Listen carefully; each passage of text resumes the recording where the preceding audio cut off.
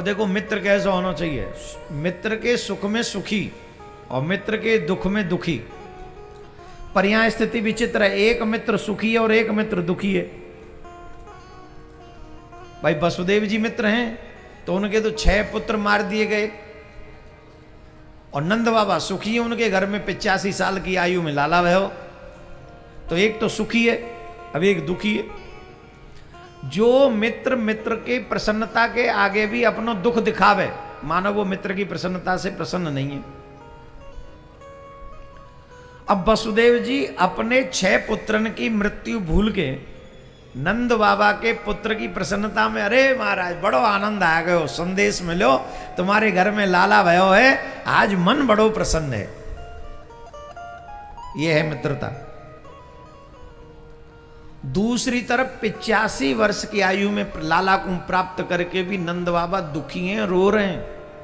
क्यों?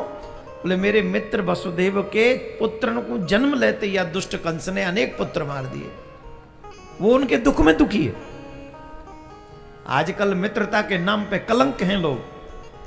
आज का समय बड़ा विचित्र है महाराज, जिसका खाते उसी पे घुर्राते हैं। कहने में शर्म आती है। पहले वफादार सेवक हुआ करते थे, दयालु स्वामी हुआ करते थे। अब न स्वामी दयालु है न सेवक वफादार, जिसका खाते उसी पे घुर्राते हैं। पहले तो ये होता था काम करेंगे तो पैसा लेंगे, अब तो काम भी नहीं करेंगे पैसा भी पूरा लेंगे। हाँ यार ना,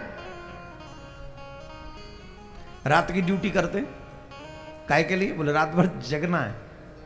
और करते क्या है? फिर कहते साहब घर में बीमारियां बहुत हैं, जैसा ही आया वैसा ही गया। मेहनत करके करो तो देखो। फिर आप सच मानो, ईमानदारी का मोल बहुत अनमोल है। ईमानदारी का कोई मोल नहीं लगा सकता। वो है अनमोल, मीन्स तब भी थी, आज भी है, आगे भी रहेगी। ईमानदारी ईमानदारी है, अनमोल है वो। मित्र, आज तो मित्रता के नाम पे कलंक है। मित्र तो है ही नहीं।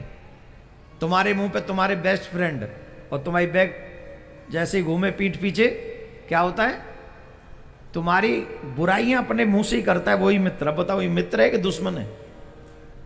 मित्र हो तो नंद बाबा जैसा, वसुदेव जी जैसा।